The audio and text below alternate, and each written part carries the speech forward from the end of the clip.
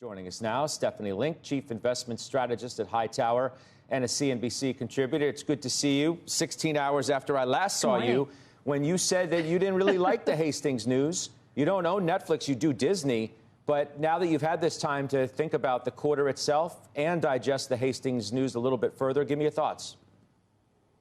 Sure. So I think there was something for everyone in this quarter, the bulls and the bears. So clearly, you guys were talking about net sub ads being the positive surprise. Clearly it was. And that had to do with 154 new launches of content and 5 of the most watched ever at Netflix, including the Wednesday series. That plus content spend, which was lower, led to better free cash flow. So what we talked about yesterday was we entered the quarter wanting better free cash flow, better operating margins, which we also got at up 170 basis points better than expected.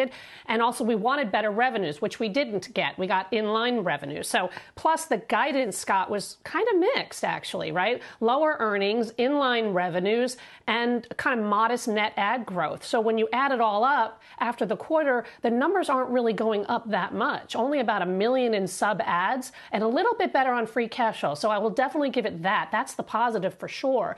But, you know, this is a very competitive environment. They're increasing prices. They want better subs. At the same time, they're going to have flat content spend. So it doesn't really change my mind after yesterday's quarter, especially trading at 28 times. I will say it is kind of interesting that the sell side really is not behind this name. There's only 29% of the sell side that have buys on this thing. So it's not overly loved, but it has had a nice run and the multiple is pretty high. Well, that's what Melissa was saying earlier about the multiple, right? It is now, I think, as she characterized it, it's a valuation story, right? The stock has run lot into this earnings. And now if you tack on another near 6%, you do have to rethink what you're willing to pay for it. Also in light of the Hastings news, which I guess you could take in 2 different ways. Yes. You could suggest, well, they're in the, the very early innings of a big transformation. So Hastings stepping aside as co-CEO is a big deal. Or you could suggest, well, they obviously just knocked it out of the park on the subs number. They seem to be in a good place. They got people who are in that role now who know what's going on, especially when it comes to the ad-supported tier. So he wouldn't leave if things weren't in a good place anyway.